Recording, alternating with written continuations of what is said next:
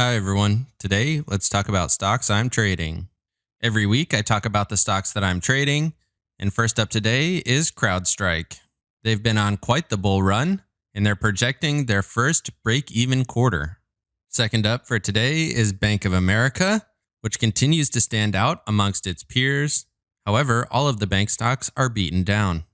And lastly, for this episode, Match Group expects Hinge to triple its revenue this year. As always, there will be some jelly at the end, which is something I enjoyed outside of the markets. If you have big dreams like owning the Lamborghini Centenario, or if you want to be part of a well-educated financial community, definitely like and subscribe. Only 40 Centenarios will be made, and there is one for sale in North America for $3 million. To keep your dreams at the front of your mind, like and subscribe. Welcome to the Portfolio Bulletin. Let's get started. Starting with the Crowdstrike chart, this is the daily chart, and you can see it's been basically straight up for quite a while. We had a little peak here right around $152 a share.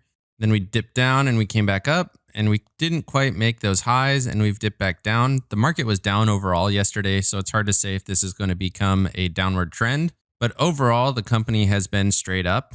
And this is the RSI down here, and you can see it's pretty high at 59.42.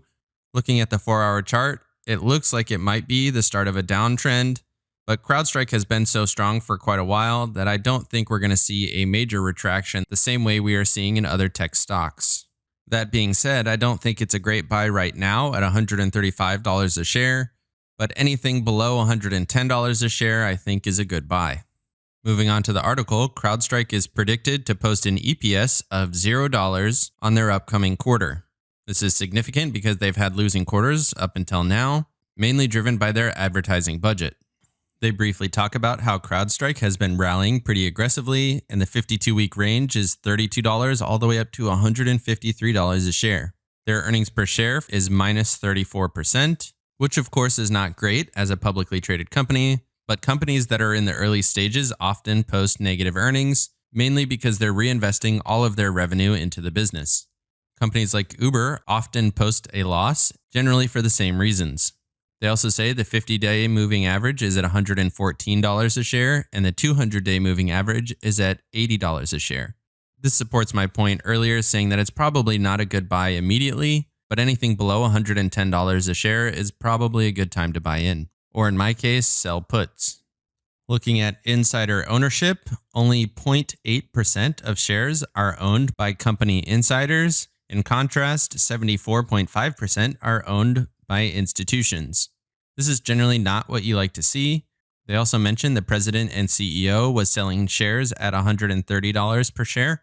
Anytime that I'm looking to buy a company, I want to see that the leadership inside the company is generally buying, but that's not what we're seeing right now.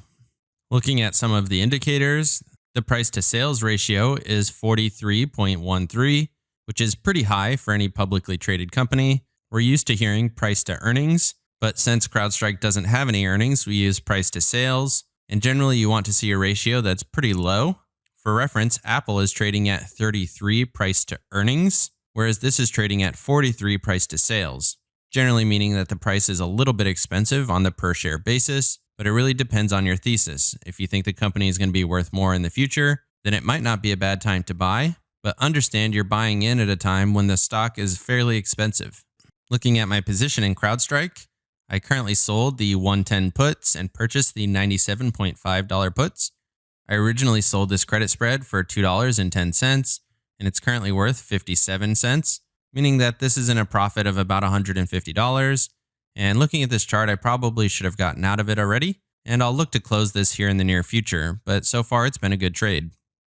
Moving on to the charts for Bank of America, you can see we've had a pretty sharp downturn, and this downturn took place after it was announced that some American banks might be involved in money laundering schemes. However, Bank of America has not been named specifically in anything that I've read, and I'm not sure why this downturn is affecting them so dramatically. If you're paying attention to the Fed, you would know that rates are basically at zero for the indefinite future, which does hurt bank stocks. However, I don't think that's causing this most recent sell-off. Looking at the RSI, you can see down here that it's right around that 30 level, indicating that it is oversold, and I tend to agree with this. Looking at the 4-hour chart, you can see it's even more dramatic, and that it's way below that 30 level, stating that it is oversold. Even looking at the MACD levels here, you can see we're really in some oversold territory, and if you don't have a position in Bank of America, it might be a good time to either buy the stock or sell puts. Moving on to the article, Bank of America's credit quality continues to stand out. They say financial institutions expect lower net interest incomes because of the rock bottom rates. This just reinforces what I mentioned earlier. With Fed rates being so low, banks tend to receive less money from interest. They also say that loan deferrals have continued to decline since the start of the pandemic. And the Bank of America CEO thinks most of the deferrals are in the past, and that appears to be better than most of its competitors. Taking a closer look at the deferrals, the original amount deferred was around $55 billion, which is pretty massive, and now it's down to around $15 billion. And the majority of that, 11 to 12 billion, are first-time mortgages, which they offered a longer deferral period to in order to preserve their current status. Around $5.7 billion of the original 55 was credit deferments. This is particularly dangerous because credit debt is unsecured, but that's now down to around 500 million. They say all delinquencies will be completed after this quarter, and that anything that hasn't been paid will be moved into the delinquency pile. And at that point, we will be able to see what the losses are for Bank of America. The CEO reiterated that most of their loans are being paid back and that they might need to use some credit facilities in order to cover some of the debt. However, it will be very modest. Taking a look at Bank of America's competitors, JP Morgan Chase continues to have $17 billion in deferrals, which is a solid reduction from the original $42 billion that they were looking at. However, they haven't been able to bring it lower than Bank of America, even starting at a lower number. Wells Fargo is really not a good investment right now. They purchased $14 billion of government-backed loans that they were servicing because the loans were delinquent. In theory, there's no risk to this, as the government should pay back these loans to Wells Fargo, but whenever anybody says it's low risk, I generally get nervous.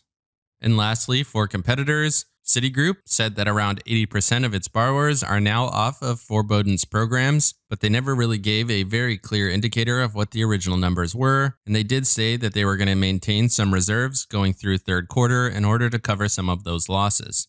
Looking at my Bank of America position, I'm pretty strongly in the money because I sold the $25.50 put, and I received a $2.03 credit, meaning that I would be willing to purchase the shares at $23.50, and the stock is currently trading below that at $23.26. However, I'm pretty bullish on Bank of America at this price, and I'm not concerned about rolling this position into the future. And lastly, for this episode, looking at the charts for Match Group, you can see it's been pretty uptrending since the lows of March, and we've had a little bit of a trickle off, but not quite as much as the rest of the tech stocks. Zooming in here to the 3-month, you can see we hit a high around $120 a share, and it's still sitting up just above $100 per share. Looking at the 4-hour chart, that sell-off doesn't look nearly as dramatic as some of the other stocks, and we didn't even hit the 30 level in terms of relative strength, so there may be a little bit more downside, but I think we're going to see some support in that $100 per share range. Moving on to the article, Hinge is set to triple its revenue this year, says Match Group. They say Match Group is looking to repeat its success with Tinder, which has become a great financial driver for the brand.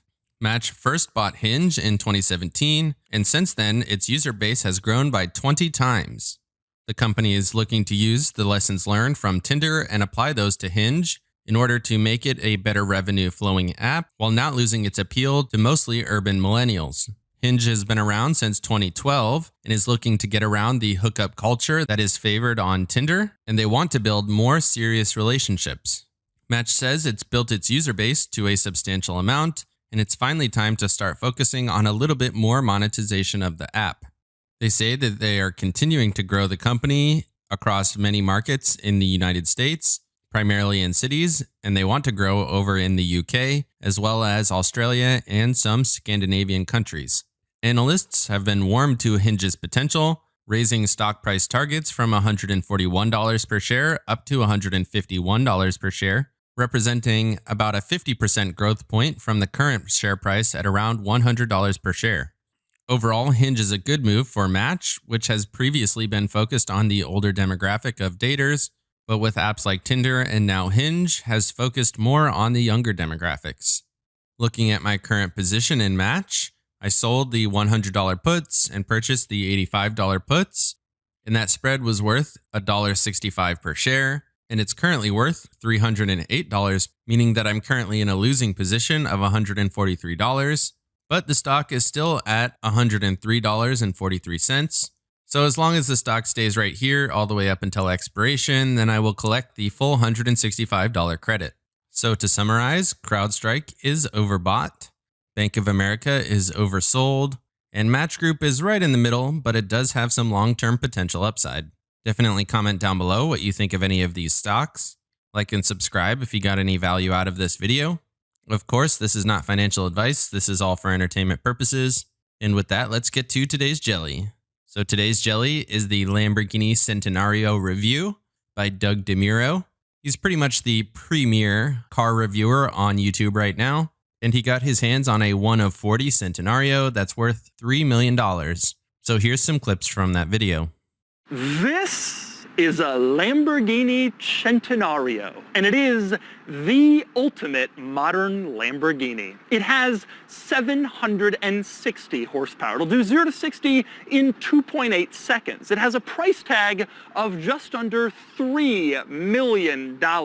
And next up, here's another Lamborghini. What were they thinking? The climate controls, you can see in the middle, you have a dial and various different buttons. When you turn the dial to adjust the temperature, it tells you the temperature you're changing to in the driver's gauge cluster area, not on the giant screen directly above the climate controls that the passenger can also see. No, that would be too logical. So if the passenger wants to change the temperature, they have to adjust the dial and then kind of look into the gauge cluster, see what it says in there.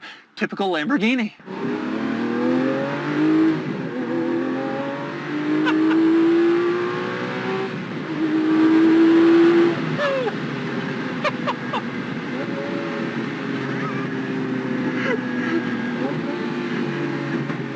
You can't see behind you in this car. Everybody always makes fun of me when I accelerate like that. I look for cops. I have no idea. Their visibility is atrocious. Take a listen.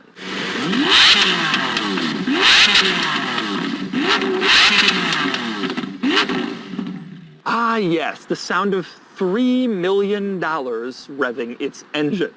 Clearly, this is a very expensive and interesting car, and Doug always has something funny to say about him. If you want to watch the full video, it is linked in the description.